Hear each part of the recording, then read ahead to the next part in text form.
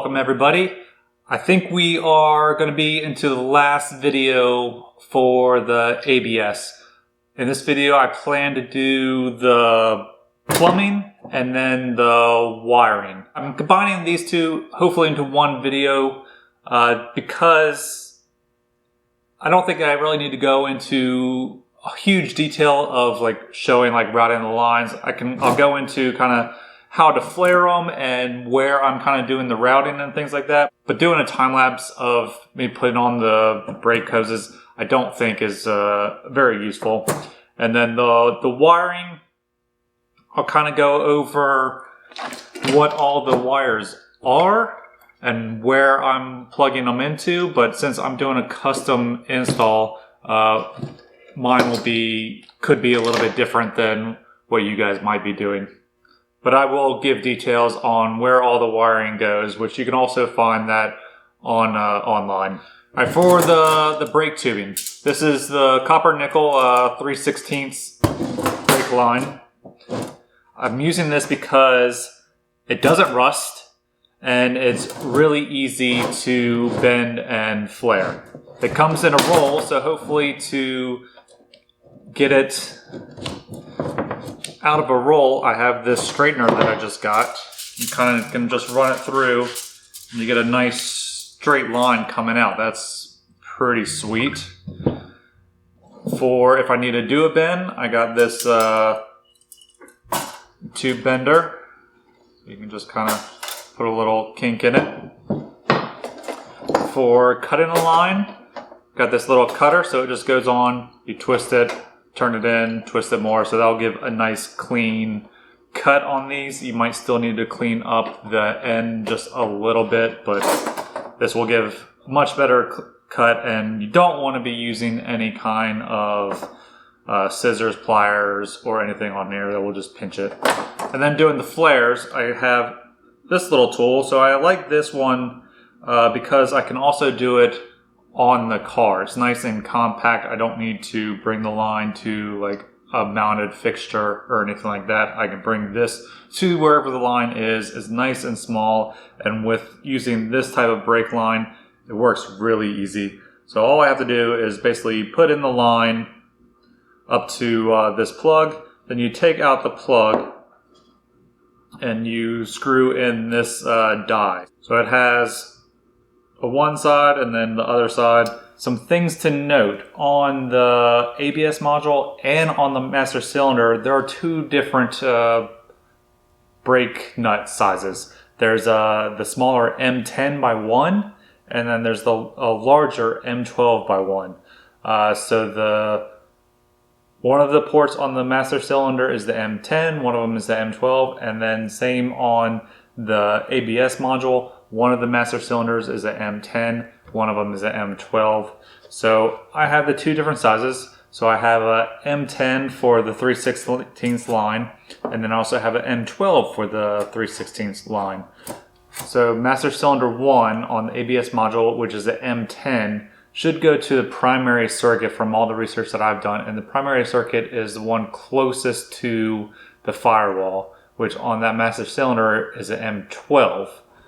As far as routing the lines, as you've seen in some of the previous videos, I did mount the ABS up underneath the dash to kind of get the weight where I want it, and it's a nice clean area for the install. So my lines, I plan to run from the master cylinder along the firewall, and then I'll dive into the cabin area right where the heater valve assembly used to be.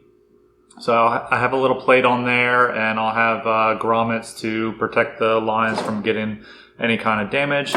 So that will go through, and then the ABS module is right there, be able to easily go into there. Then the front lines will probably go, I think, along the firewall and then into each fender well. And then the rear ones, I haven't quite decided yet if I'm going to run them like underneath the carpet and then kick out into the rear fender area, or if I'm going to go underneath the car to the rear fender area.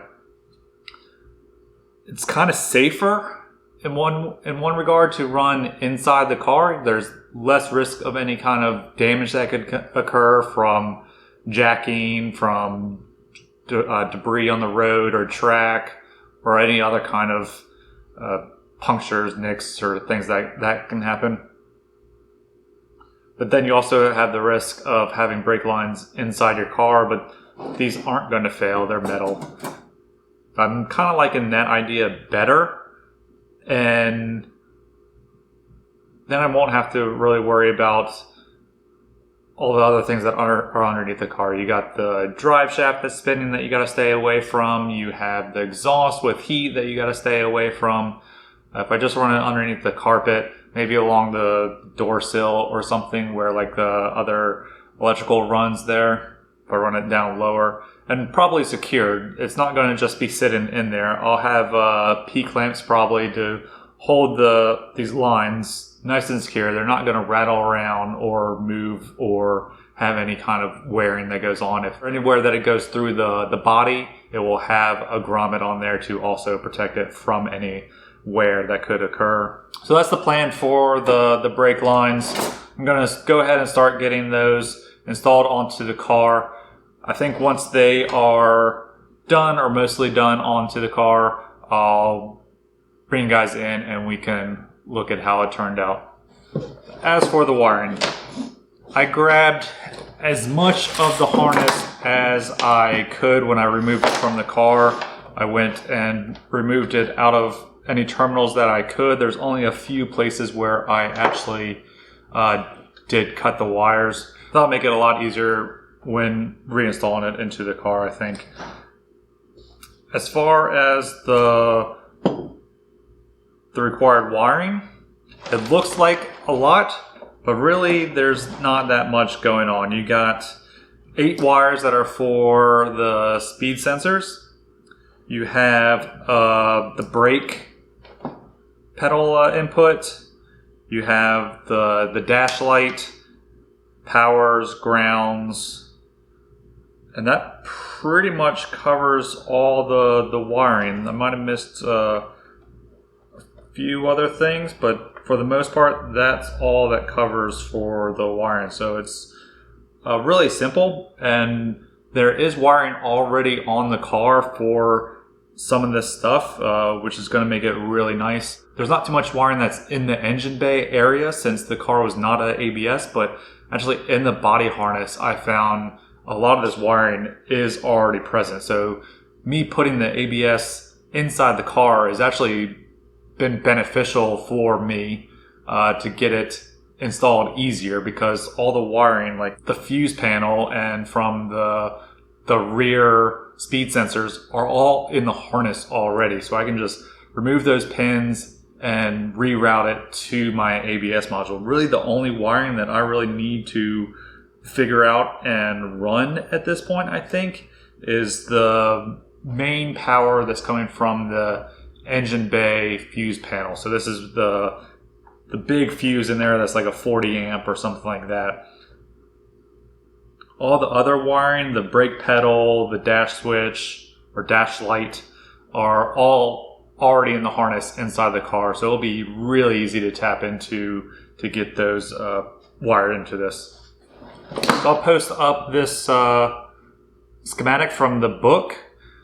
It's a little bit different from the harness that I'm going to be using, as this book is from 1994 Mustang, and the harness I'm using is from like a 99 to 2004. But there are similarities that you can see. There's the powers, the switches, the lights, and the speed sensors. It's all basically the same and comes from the same location. Then I'll show you on the car where I'm actually going to be tapping into the signals and how I'm going to reroute those to my ABS module. All right, the wiring. I know it looks like a mess right now, but this is an organized mess. So I do have a plan. A lot of the wiring that came from the dash, so such as the brake pedal and the light and some powers, they all went through this bulkhead connection right here. So that makes a convenient point to pull the wires out to feed over to the ABS module inside the car. So I went to the junkyard and cut out basically this connection, just both sides, because it's the same plugs as that's in this bulkhead. So I wired them into this new plug. I'm waiting on the pins for the other end, so then I can wire these guys into the matching plug, the receptacle side of this plug, and then I can just plug everything in and it will be nice and factory looking. So that's my whole plan, is to try to do a factory kind of looking install. I don't like to hack things up. I don't want to do solder, don't want to do crimps. Those are all fail points. So if I can do a crimped connection, like a connector, that is ideal, and I know that it will be robust. So in this connector at the moment, I have both of the rear wheel speeds. I have ABS light that's in the dash. I have the brake pedal. I have power. There might be another one in there. I'm also going to probably run the main power going through. Two of these wires go to the fuse box in the engine bay. So that's a difference from the 94 car that would have normally had ABS. I think it only had one power wire. This one's going to have two. My plan for that, which is also going through this bulkhead connection, is to pull the power that would go to the rear window. Because my rear window, even though it has the lines going through it, is not actually wired up for the heater. I think this car might not have had that option. I don't remember having a plug or a switch on the dash to do that. So I'm going to use that power because that wire is going through there. That fuse is in the fuse box. So I'll be able to easily run the power through for here. Then I need a second one, which, looking through here, on the other connection side of this, there is a wire for the convertible. As you know, my car is not a convertible, but the wiring is not in on this side, but it is on the other side and goes to the fuse box. So I can easily put a fuse in there, run the power, run a wire out of here into this connection, and now I'll have power. And so my powers will be coming off of the convertible and the rear window defrost. And I'll put labels, I think, in the engine fuse box or make up a little schematic so everything will be easily defined and troubleshoot later on. Nothing like trying to troubleshoot a car that's been custom wired later on in its life. The only other thing that I need to still then figure out will be my speed sensor going to the driver's side front wheel, which I just plan to run through probably this bulkhead connection right there. Same as I did with this side, I ran this one through this bulkhead connection right there. This is for the passenger front wheel. And that basically covers all of my wiring. So we'll check back in a second once I get this all wired up and looking pretty. This will all be kind of tidied up there. Maybe put a little bit of loom or zip ties or something, electrical tape, something to make it pretty. All right, the wiring and the plumbing of the ABS is all done. And it turned out really good, I think. So I'll bring you in here. So here's the plumbing. It turned out pretty good. I have a few lines that ended up being just a little short on me, but otherwise everything turned out really well on that. It goes down underneath the carpet to the rear here. Then it goes to each side. The front passenger side goes through right there. Front driver side comes along, goes right through there. And then the master cylinder lines come through, running right along the back and into the master cylinder. The rear has the manual adjustable valve in there. So a few tips for doing the brake lines. This straightener is awesome. I really liked it. It got the lines nice and straight. It was much easier to then bend them where I needed with the lines starting straight. Another thing, make sure that you pay attention to the flares. Most of the car, since it's been updated to later Mustang stuff, is all bubble flare. But I found the front brake lines were still the inverted flare. I replaced the brake lines in the rear with later ones, so those ones are bubble. But everything else was bubble except for those front brake lines. So that was something that I'm glad that I caught when I did and didn't make a mistake and have to redo any brake lines. Having the flare tool that was small and compact was also extremely helpful. So a lot of times I would get the lines all the way to the ABS module and then I could just flare them right there. I didn't have to take them back all the way out of the car, which would have been a really pain and maybe even impossible for some of the brake lines, even especially those ones going towards the rear. So that was really helpful. And other than that, just measure out where you need to make your bends. Having a proper bending tool or something to bend around so you don't kink is pretty critical.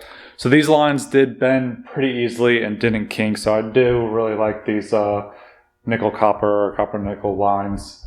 All right, back to the wiring. So wiring turned out pretty nice. Don't worry about these wires quite yet. These are going to be for the OBD2 port. So I need to wire those up once I have the dash back in. But everything except for that driver's side wheel speed sensor goes this direction. And a lot of it plugs into the factory wiring. So as I said earlier, this plug I added, which is also from a Mustang. So you recognize it down here. It looks exactly the same. So I went and pulled that from a car and then just repinned it. There's no solder anywhere in this. This is all crimped connections.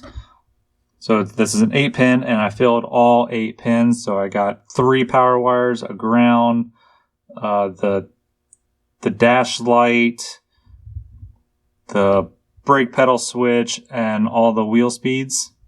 And then I wired several of them up into that bulkhead fitting. So to get to the power in the engine bay, to get to the driver's side front wheel speed sensor. And then the rear wheel speed sensors go through the factory loom to the rear. So back here, I might have showed it another time, but the wheel speed comes through and I drilled a new hole up in there because I wasn't able to go through the factory location down below because of the torque box reinforcements that I have in there. And then the brake line just comes through, plumbs up to the factory brake line. This is off of like a newer car that would have ABS. So you can't use the brake lines that were on the car because they would only have this braided portion was very short because it only went to the axle here. So you need to get this one that's much longer and will allow the proper movement of the axle. The passenger side looks exactly like this, so I'm not going to go and show that. Up here in the driver's side front wheel, you can see the brake line comes out, comes down around, circles around just like factory did. The speed sensor, factory connection all up here, and then I have it wired into this bulkhead connection. I just took a connection that wasn't being used and wired it in there. The passenger side looks pretty similar to the driver's side, but line comes through, wraps around, goes in there. Speed sensor comes in, goes through a grommet that's up in there. I didn't run it through like the engine harness wiring or anything like that. The wheel speed goes through its own grommet connection in the firewall there. Overall, I'm really happy with how this turned out. Unfortunately, I'm going to have to probably end the video here. I'm not going to be able to test it because I don't have a dash in. I don't have a seat. I need to get the car kind of put back together, get the tires all on, so then I can actually test this. But it is all plumbed. It is filled. There's no leaks in the system. Hopefully, once I hook up battery power to it, it does actually work. So the fingers crossed on that. So if you guys like this series, go ahead hit that like button, hit the subscribe button, and I will see you guys in the next video as we get closer and closer to the first event of this season. It's coming up quick. See you guys in the next one.